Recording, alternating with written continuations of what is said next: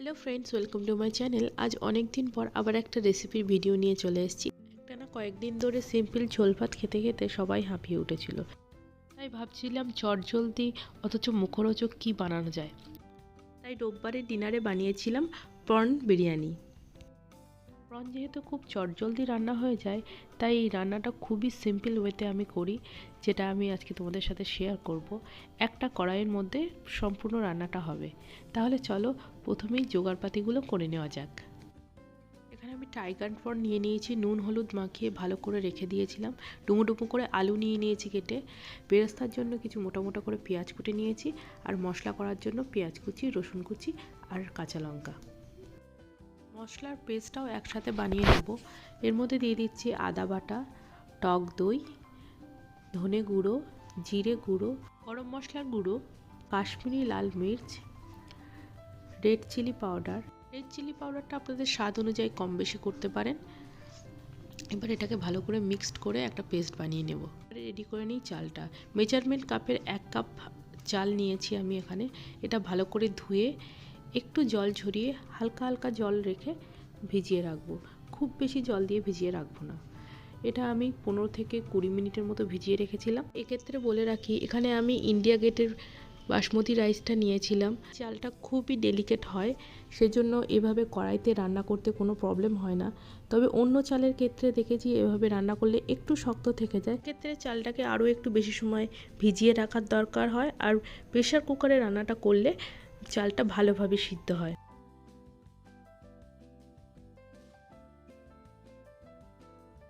চালটা যতক্ষণে ভিজবে ততক্ষণে মশলাটা কষিয়ে নিই। প্রথমেই কড়াইতে তেল দিয়ে নিলাম, দিয়ে আলুটা ভেজে নেব।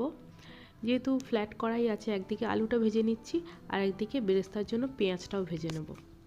আলুটা ভাজার সময় সামান্য একটু লবণ দিয়ে দিলাম। এবার সাইড থেকে বেরেস্তার পেঁয়াজগুলো ভাজার জন্য দিয়ে দিলাম। তবে বেরেস্তার পেঁয়াজে কোনো লবণ বা কিছু ইউজ করব না, জাস্ট লাল লাল করে ভেজে নেব। এখানে আলু লাল লাল করে ভাজা হয়ে গেছে, বেরেস্তার পেঁয়াজগুলোও লাল লাল ভাজা হয়ে গেছে। এবার এগুলোকে একটা প্লেটে তুলে নেব।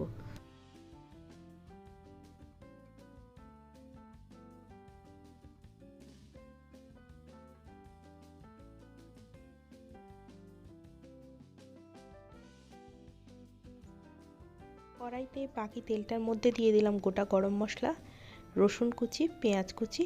এবার এগুলোকে ভালো করে লাল লাল করে ভেজে নেব।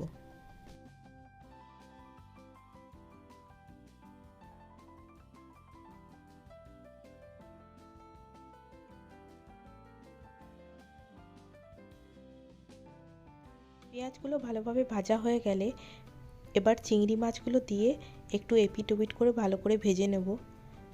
তারপর এর মধ্যে দিয়ে দেব যে মশলার পেস্টটা বানিয়ে রেখেছি সেটা। মশলার পেস্টটা দিয়েও ভালোভাবে কষিয়ে নেব, আর তারপরে আলুটাও এর মধ্যে দিয়ে দেব। মশলাটা ভালোভাবে কষানো হয়ে গেলে ভিজিয়ে রাখা চালটাও দিয়ে দেব এর মধ্যে। নিয়ে চালটাকেও একটু ভালো করে মশলার সঙ্গে মাখিয়ে ভেজে নেব।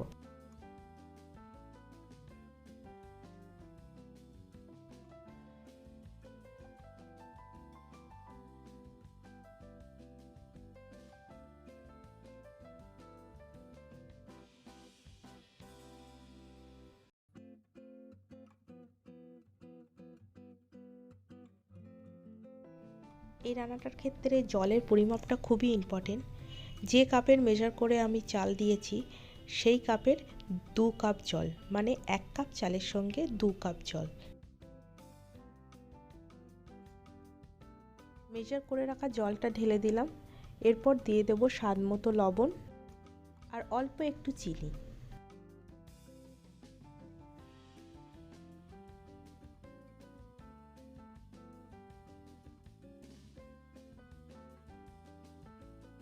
দুটো কাঁচা লঙ্কাও ফেলে দিলাম, আর দিয়ে দেবো একটু বিরিয়ানি মশলা আর কেওড়ার জল। এবার ভালো করে মিক্সড করে চাপা দিয়ে দিলাম। এয়ারটাইট করার জন্য কাগজ দিয়ে ওই ছোট হোলটাকেও চেপে দিলাম।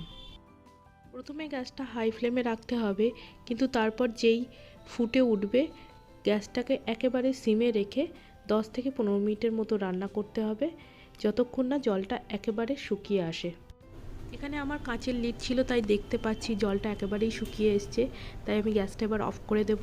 আপনাদের কিন্তু খেয়াল রাখতে হবে যাতে তলাটা না লেগে যায়। এরপর 10 মিনিটের মতো স্ট্যান্ডিং টাইম দেওয়ার পর আমি লিডটা খুলেছি। এই এসছে তার রেজাল্ট। কেমন হয়েছে বলুন। এর ওপর থেকে এবার বেরাস্তা পেঁয়াজগুলো ছড়িয়ে দিলাম।